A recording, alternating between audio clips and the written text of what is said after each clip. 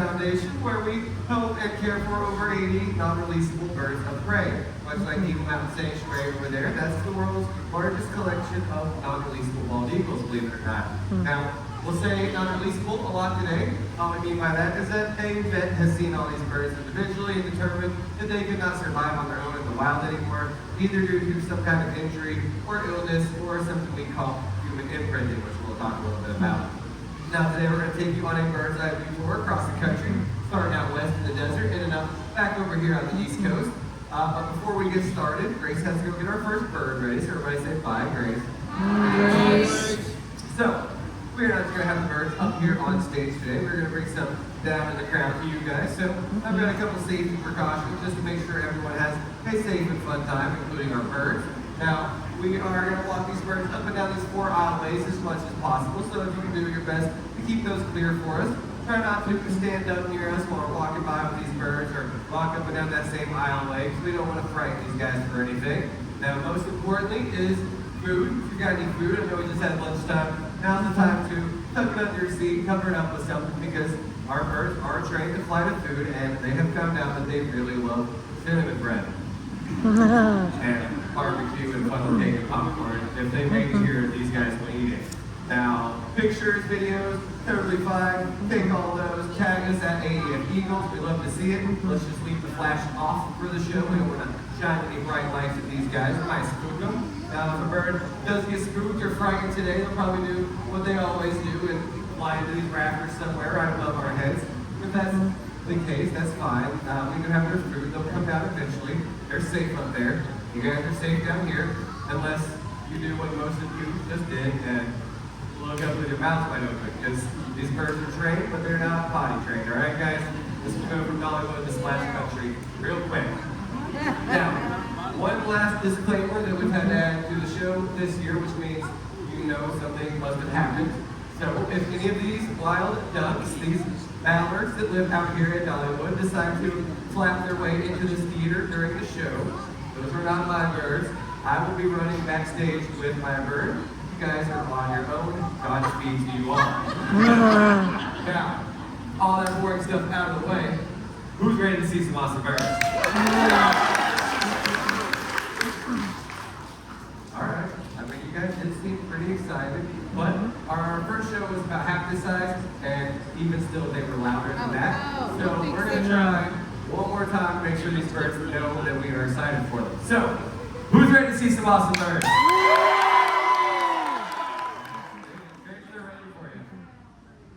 Welcome to the deserts of the West, where temperatures reach over 100 degrees during the day and below freezing at night. It may not seem like any animals could survive out here, but as it turns out, the desert is full of reptiles, mammals, and yes, birds. Birds here have to be able to withstand the harsh environment with ways to stay cool or warm. They must be able to blend into the sand and rocks, find holes to burrow in, or cactuses to perch on, or even team up to find food. And I think one of them is around here somewhere. All right, everybody. When I say fastest animal, what comes to mind? Falcon. I heard cheetah, I hear falcon. Somebody said turtle. It's a little bit strange. But let me introduce you to the fastest animal, the peregrine falcon. This here is Miss Leia.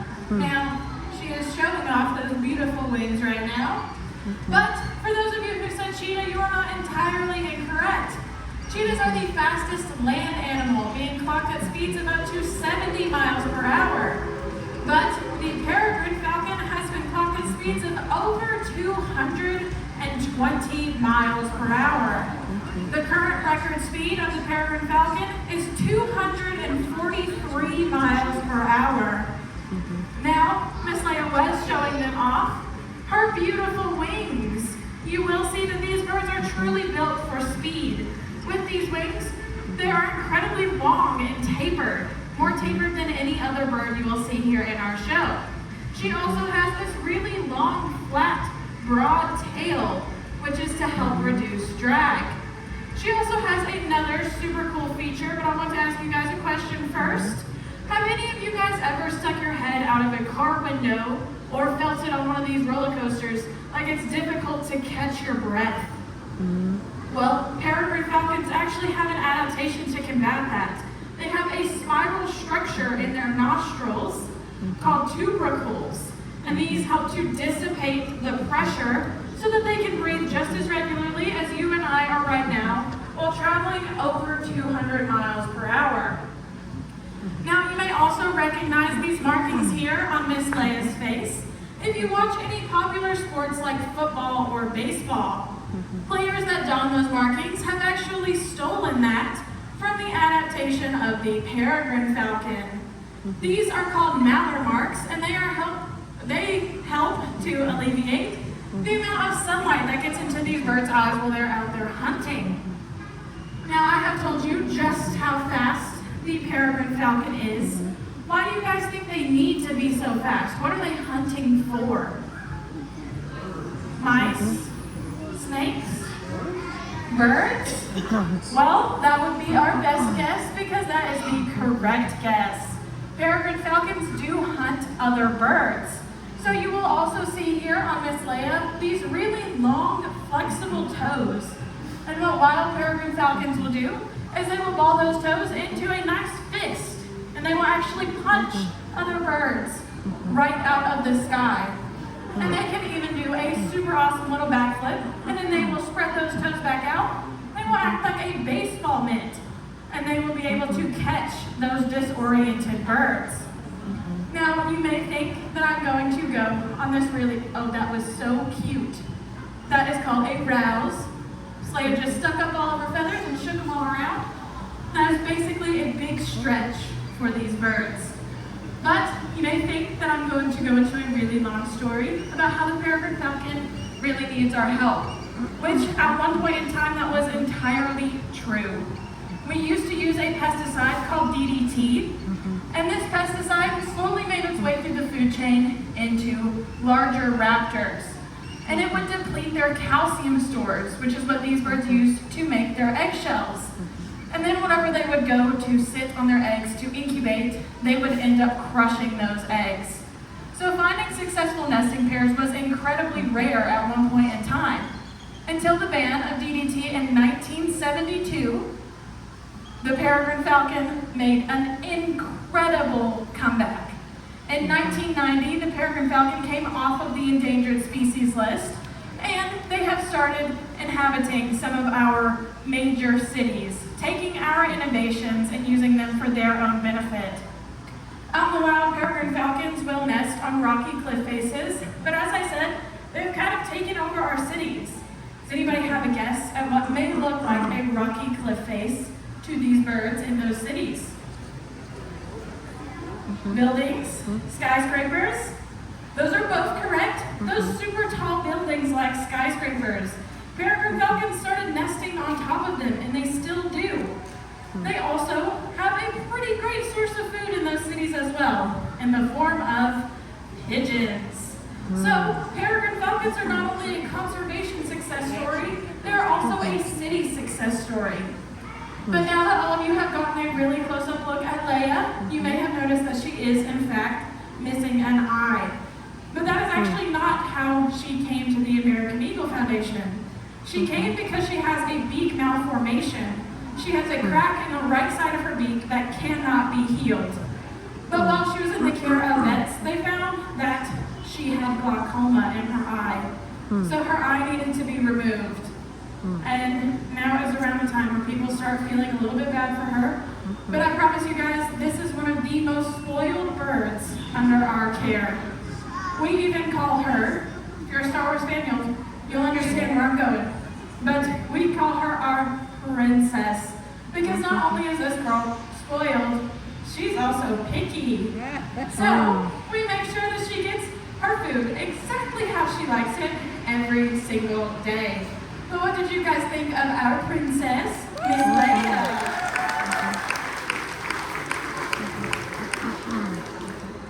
Let's head into the Great Plains of the U.S. These lands were once roamed by herds of buffalo. This area is full of huge creatures like bison in large herds. but also tiny creatures hiding beneath the tall grass.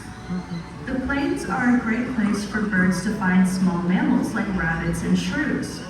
Birds here must rely on excellent eyesight, spotting prey from a mile away while soaring high in the air. There aren't many trees around, so you might find birds soaring for hours upon hours using air currents. Some birds even rely on their keen sense of smell. Who knows? If you spot a group of raptors circling a large area, there may be something freshly dead you might find. There's all kinds of high flyers out here, and I think one of them might be soaring nearby. All right, everybody. When it comes to vultures, are we thumbs up or thumbs down, people? Let me see that. All right, let me see a bunch of thumbs up. I saw some halfways. That's a safe bet. Let me see the thumbs down again, because exit that way, you guys. Just kidding. Obviously, we're going to take a few minutes to talk about vultures and why we think they're pretty great and pretty much at the top of all of our lists. Now, around the United States, we've got three kinds of vultures. There is the California condor, which is critically endangered and only in California. And everywhere else, there is the turkey vulture and the black vulture. Now, the way these guys interact out in the wild, turkey vulture is much bigger, has one of the best senses of smell in the whole animal kingdom. So they'll fly around looking for some food. Once they find something, they'll go down, they'll make that landing close to it. Black vultures, however, much smaller and no sense of smell. But they've got a lot of friends. So once that turkey vulture lands on some food, the black vulture and his buddies will gang up and they will come down and bully that turkey vulture off of whatever they have found.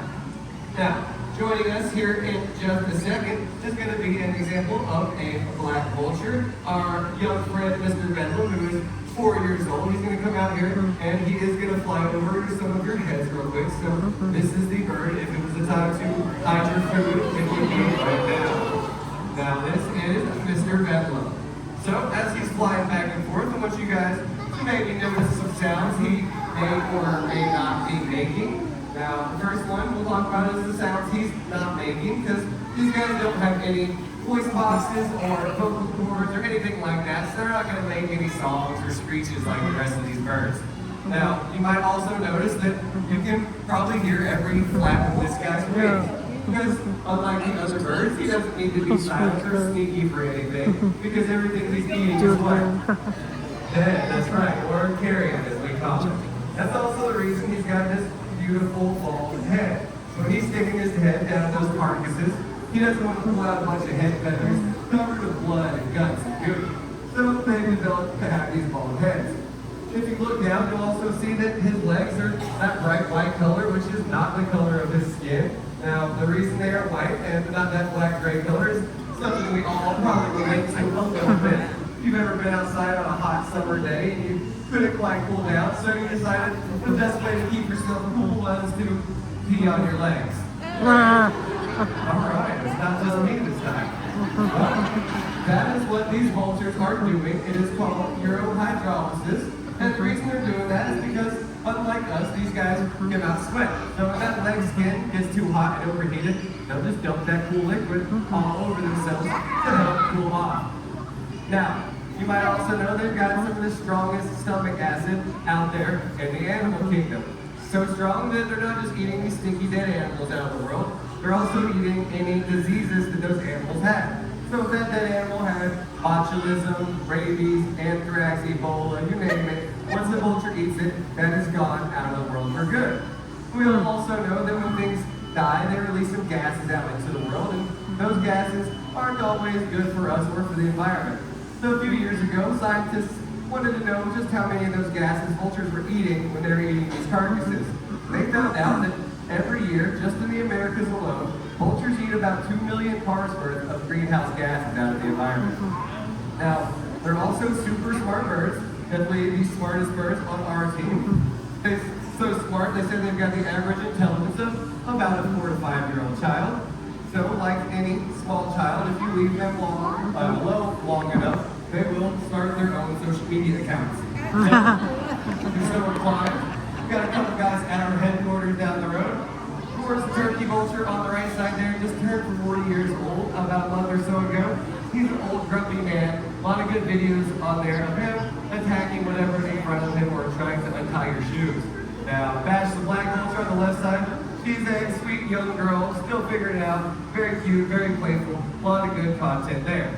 So we hope some of those sideways thumbs and thumbs downs are now thumbs up because across the world, 16 of the 23 vulture species are threatened or endangered, mostly because of that bad reputation that they get. But now, we all know how good they are for us and for the environment as a whole. So, what did we specifically think about our black vulture, Mr. Bedlam? We've now made it here to the Great Smoky Mountains. Around here, the forest is very dense, and at times it's hard to see the sky through all the leaves and branches. In this place, everywhere you look, you'll see some kind of wildlife. You'll spot raccoons in the trees, bears and deer walking through the dense brush. You can even find salamanders and snakes along the trails. The trees around here almost never end. It seemed like the perfect place for some birds to go unseen. Raptors around here build nests high in the canopies, or even find a hole in the tree. We'll probably walk right by a bird and never know it due to their ability to camouflage into the colors of the forest. It might seem like finding birds around here would be impossible, but I'm sure one of them is hiding in plain sight around here somewhere. All right, everybody. We just asked you who out there is a vulture fan, but who is an owl fan? I have the perfect little guy for you. I would like to introduce you all to Gimli. Now, before I walk down there and let you all get some close-up pictures of Gimli, how many of you think he is an adult owl? And how many think he is a baby owl? Well, I'm here to tell you that Gimli is, in fact, a fully grown adult eastern screech owl. So this is as big as Gimli is ever going to get. Now, screech is a bit of a misleading name for these birds because they don't screech. They make more of a wavering whistle sound, and it sounds like this.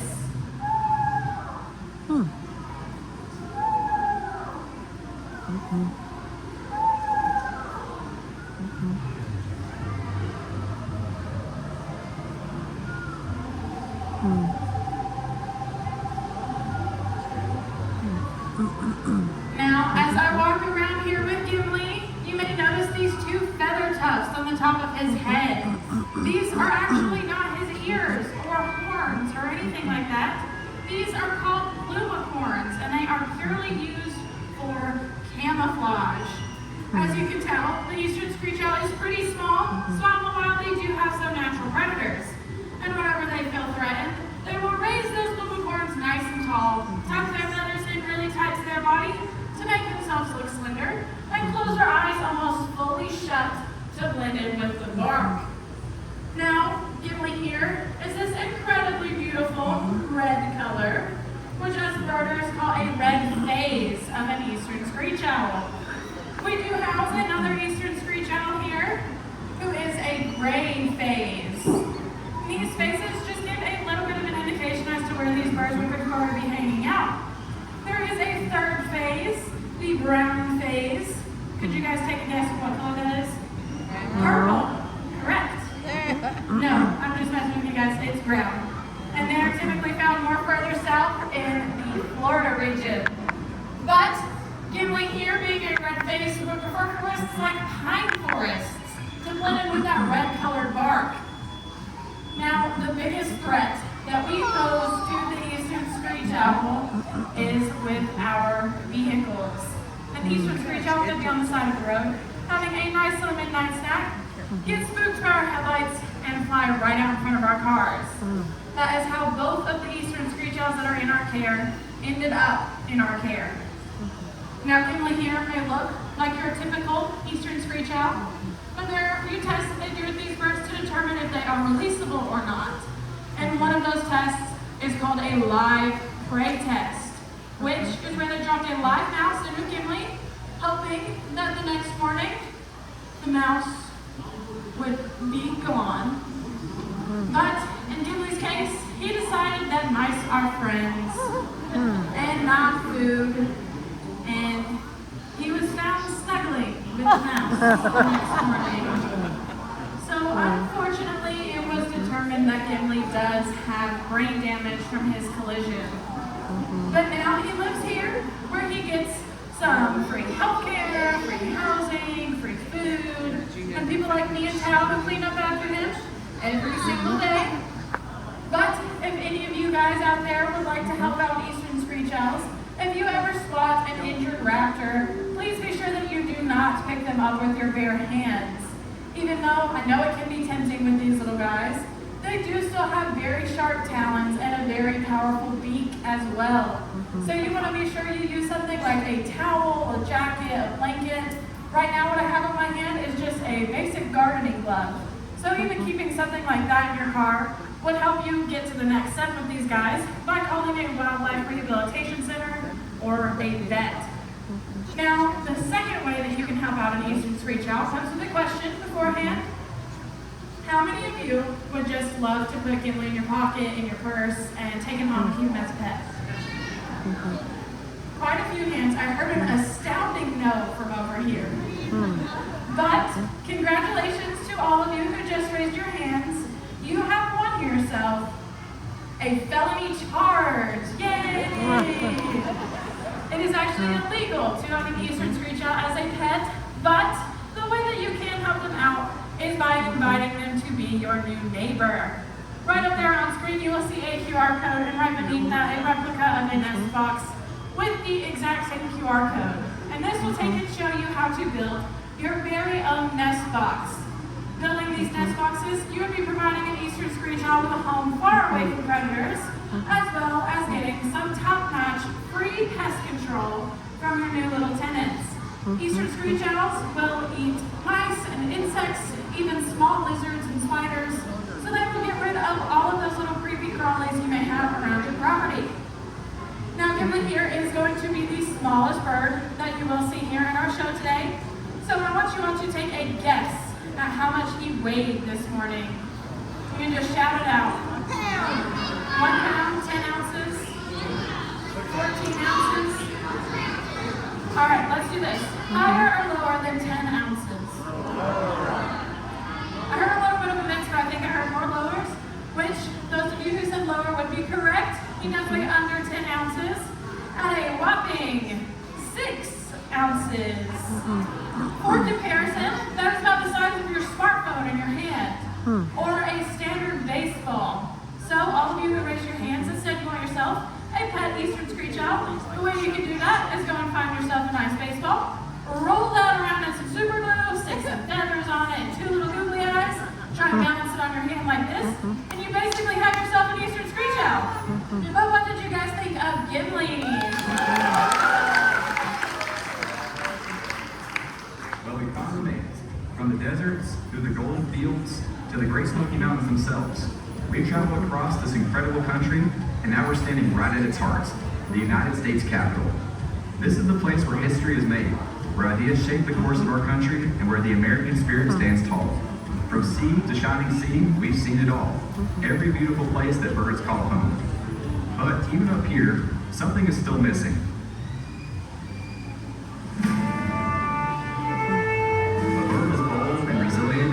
Represents one that has soared above every landscape they've crossed, watching over rivers, mountains, and cities alike, and following us here all along the way.